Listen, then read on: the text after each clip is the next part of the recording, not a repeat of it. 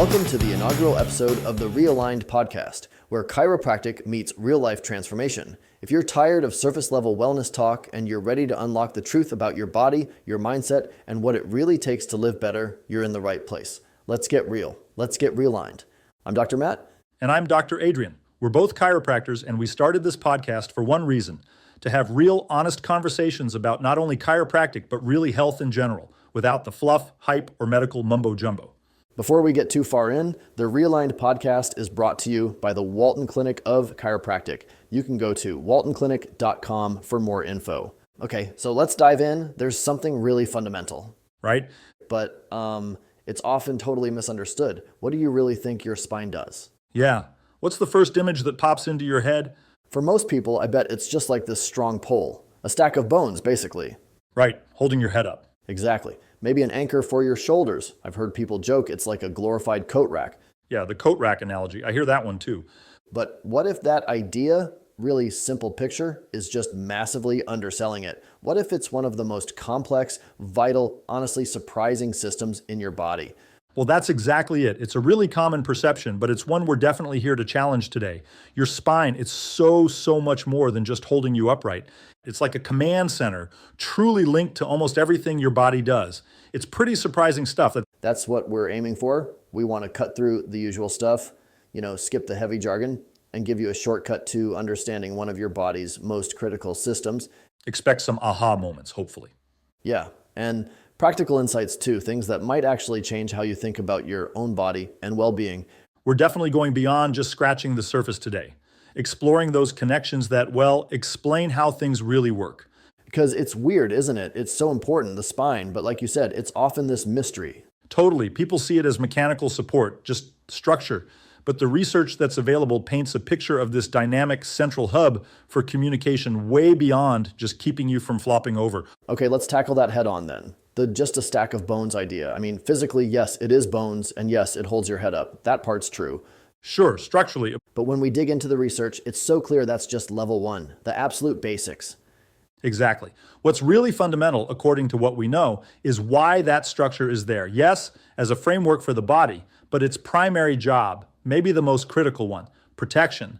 Protection. It's like this incredible shield, super robust, and it's encasing your spinal cord. Okay, so protecting the spinal cord. Why is that so critical? What's actually in there that's so important? The spinal cord, it's not just like a random bundle of nerves. It's a major part of your central nervous system that connects directly to the brain. And this whole system, brain and spinal cord, that's your body's command center, literally. Command center. Okay, think about it. Your brain sends out messages constantly talking to every single part of you, fingertips, toes, your heart, your stomach, and the spine, by protecting that cord to make sure those vital signals, those life or death messages, get through without interference. Like a highway for all the information. Yeah, a highway. For your body's entire communication network, it's absolutely crucial. So, okay, if that highway, that wiring, gets even a little bit messed up, what happens then? Well, we call that a vertebral subluxation. In simple terms, maybe like, imagine gears in a machine. If one tooth is just slightly off, it doesn't just affect that one gear, does it? It creates friction. Things don't move smoothly through the whole system. Exactly. So when a vertebrae, one of those spinal bones, isn't moving quite right, or maybe it's just subtly out of alignment, it can put pressure or just kind of irritate the nerves that pass right through that spot. Like kinking a garden hose. That's a great analogy. It affects the flow. In this case, the nerve flow. And this irritation, this interference as we call it, it's not just about feeling pain right there, is it? No, not at all. I mean, it can cause local pain for sure, but think of it more like static on a phone line. The message is trying to get through, but it's garbled, maybe weaker, less effective. Right, distorted. So those nerve signals, the ones meant to tell your organs what to do or control your muscles properly, they get compromised. And that can lead to issues way beyond just feeling stiff or sore. It's like a ripple effect. And this is where, honestly, it's amazing to see, but looking through clinical observations in our office, it seems almost counterintuitive at first. You see these patterns where someone comes in for, say, chronic low back pain. A really common reason, yeah? And then they leave saying, wait a minute, why is my acid reflux suddenly better? Or their headaches are gone. Or they're sleeping through the night for the first time in years. Yeah. And these aren't just, random one-offs. It actually makes perfect sense once you really grasp that core idea. Yeah. Everything's connected via the nervous system. Everything is connected. If the wiring that controls your digestion or regulates your sleep cycle is being interfered with because of something going on in the spine, well, fixing that underlying spinal issue can clear up a whole range of symptoms that seemed totally unrelated before. It really shows how central the nervous system is. It's not just along for the ride. Oh, absolutely not. It's driving the car. It really is. Okay, so if this nerve highway is so central and honestly kind of delicate in a way, how does just life, modern life, the base of how does that impact it? I'm thinking stress. Stress. That's a huge piece of the puzzle, a really crucial point. Think about all the types of stress we deal with. Emotional stress, right? Work deadlines, family stuff. Yep. Chemical stress, like pollutants, maybe processed foods. Exactly. And then physical stress. Sitting hunched over a desk or in a vehicle all day or doing the same repetitive movements over and over. It all adds up. It does. And your nervous system, it kind of takes the hit. It gets overloaded. Your body doesn't really distinguish, oh, this is emotional stress versus physical stress. It just registers stress. And when the system gets overloaded like that, it has to show up somewhere physically, doesn't it? Even if you don't notice it right away. Absolutely. That's when you start getting that chronic muscle tension, those knots in your shoulders you can never quite get rid of. Oh yeah, I know those well. Or posture starts to suffer, things get tight, restricted, you feel stiff, and your spine acts like a shock absorber for a lot of that. It takes a huge amount of that impact, constantly adapting. Constantly adapting until maybe it can't adapt so well anymore. Precisely. And what's really interesting is how differently that stress shows up for different people. How so? Well, one person might feel it mostly in their neck and shoulders, tension, headaches, maybe migraines become their main issue. Okay. Someone else, it might hit their gut, digestive problems, IBS, reflux. For another person, maybe their immune system takes a dive. They're catching every cold that goes around. Wow. So it really underlines that interconnectedness again, and the spine protecting that nervous system is right in the middle of how our body handles all that stress. It's central to that response, definitely.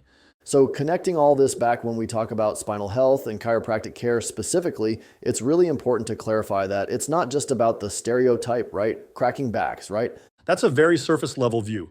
It's about addressing those communication pathways. It's about optimizing how the nervous system works, making sure those vital messages get through clearly so your body can just function better at its best, really.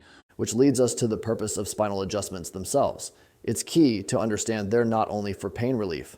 No, often pain relief is a fantastic outcome, a welcome result, but it's often not the main goal or the only goal. The real focus, the bigger picture, is restoring proper nerve function. Because the bigger goals are much broader, aren't they? Yeah, they are. Better overall function, improved mobility, not just in your back, but everywhere, and really importantly, long-term health, vitality. It makes me think of that analogy, like with car maintenance. You don't wait until smoke is pouring out of the engine before you think about getting an oil change, do you? Hopefully not. That would be a bad strategy. It's the same idea here, isn't it? Spinal health is like proactive preventive care. Exactly. Essential maintenance for your body's #1 communication system. Just like you look after your car so it runs well for years, you maintain your spine so your body can function optimally, adapt to challenges, stay resilient, ideally for your whole life. It's about being proactive, not just reactive when something breaks down. Precisely. And here's something really crucial. I think something we need to underline. You don't have to believe in chiropractic for it to have an effect. No, absolutely not. This isn't about faith or some kind of a pixie dust. Chiropractic is grounded in science, basic established science. We're talking anatomy, how the body is built. Physiology, how it works. Neurology, how the nervous system controls it all. It's all based on those principles. Our goal here really is just to make that science practical, maybe less intimidating. Yeah, hopefully demystify it a bit, give you a deeper understanding of your own amazing body, how these systems all talk to each other. It's about insight that can help you feel better, move better, ultimately live better by making sure those internal communication lines are clear. So wrapping things up, if you've ever thought, oh, I don't need a chiropractor, my back feels fine, hopefully you can see now that's maybe not the whole story. Yeah, the spine really does affect, well, pretty much everything. And keeping it aligned, making sure it's functioning the best it can, that's not just some optional extra for when you're hurting. It's really a necessity for overall health. Yeah. General well-being.